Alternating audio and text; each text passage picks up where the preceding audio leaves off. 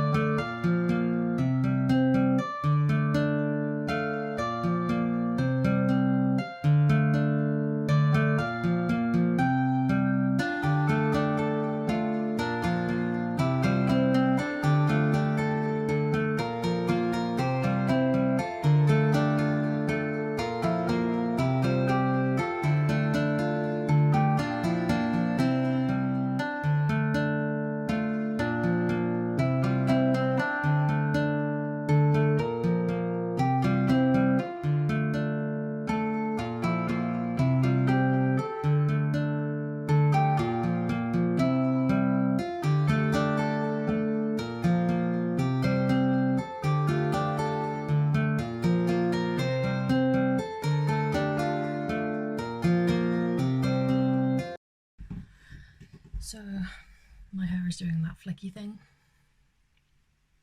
But, you know, we live with it. So I've done quite a few more paintings since the last video that I put up, that I ended up putting up a lot later than I wanted to.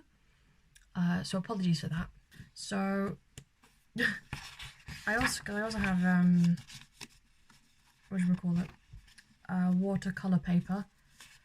Now, well, because I finally found my actual like watercolor pad, whereas before obviously I was only working on paper and I had some card. I'll go through, I'll just go in chronological order, shall I?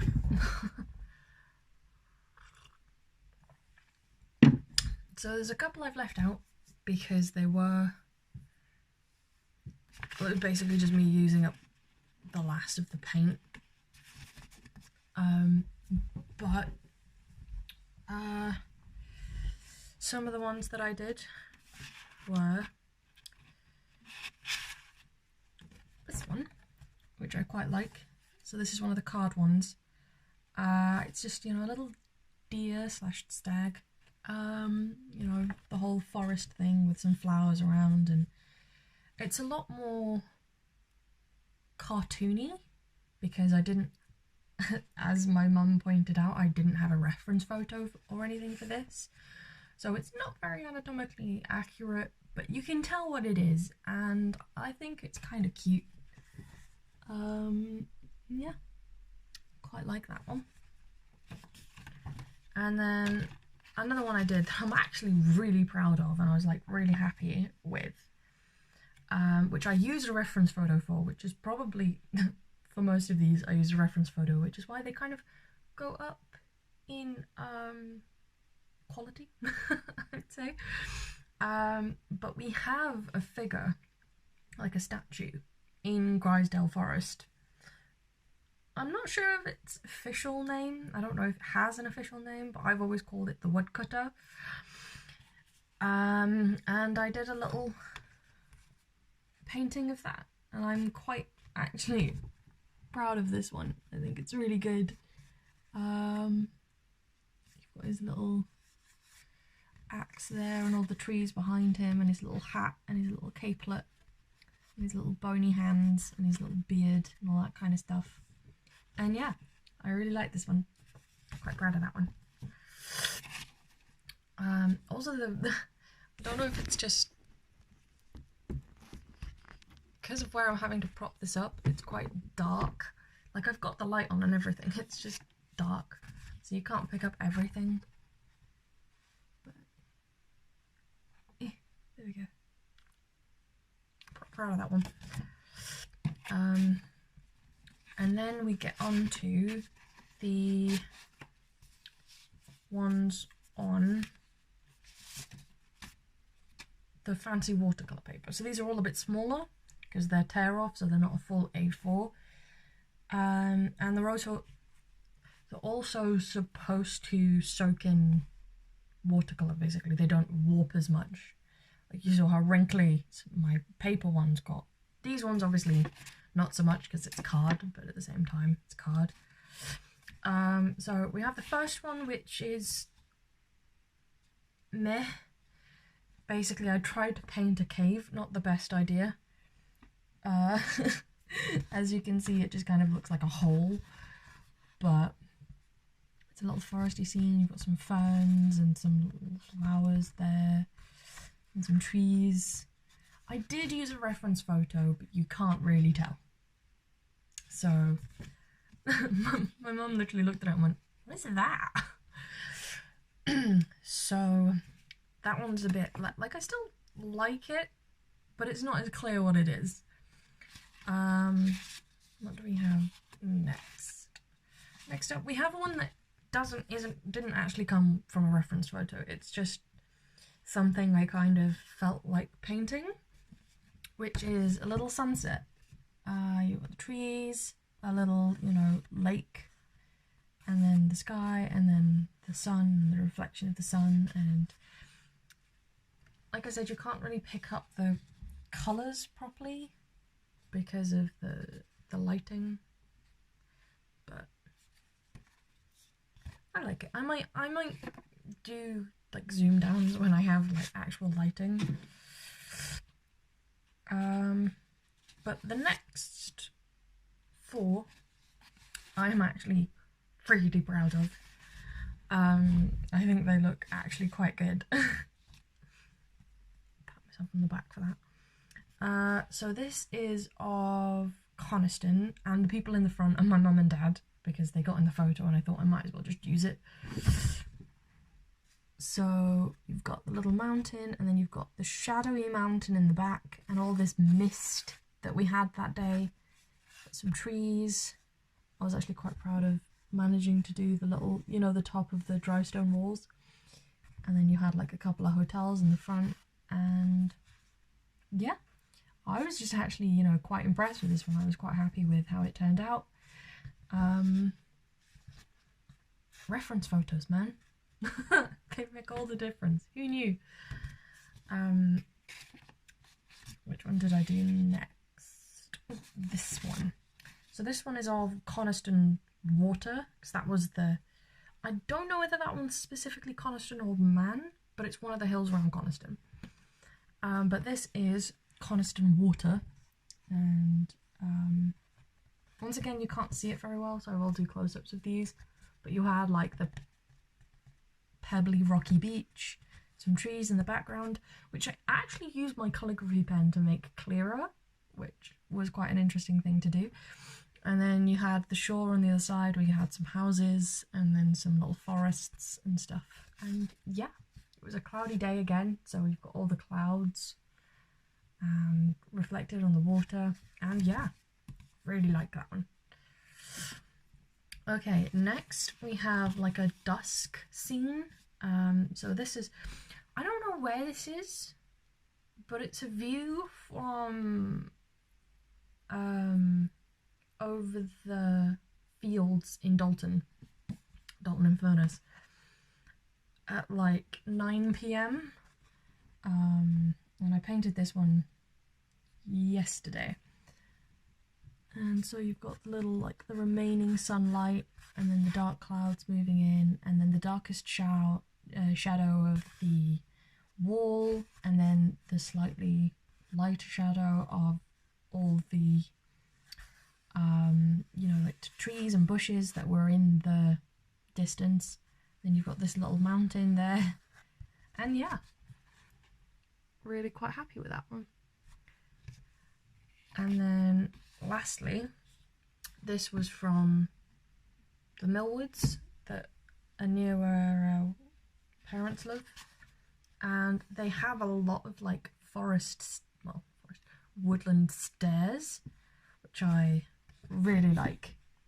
So this is one of the staircases in the woods near where I live, and you've got all the trees at one side and then all the like bushes, and it's all starting to overgrow and it's all muddy, and yeah, quite proud of these ones.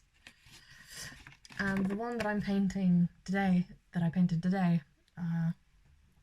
is, so let me grab it. It's not completely dry, but it's from the same woods. It's a bench. You can't really tell in this lighting. I will do zoom-ins in better lighting. I don't know whether I'll use the kitchen or something for that, but yeah, I have been busy. Though I only have a tiny corner of the flat, I definitely want to make it work a bit harder, and I don't have to take up as much of it now with my laptop because my new laptop is a lot smaller. And it also doesn't have to be permanently plugged in, which was another problem I had with my old one. It also doesn't have to be stood on a fan stand, which my old one did because it overheated like crazy, which is I think what finally killed it. To be fair, I'd had it 11 years. It's had a good life, and this one better last me as long. Though it was considerably cheaper. So, but yeah, that's what I've been doing recently. So I'll probably film might film some more later. We'll see how I feel. And yeah, painting. Right, so I've come into the kitchen, which has considerably better lighting, though it is more echoey. Apologies for that. But here are the pictures I drew.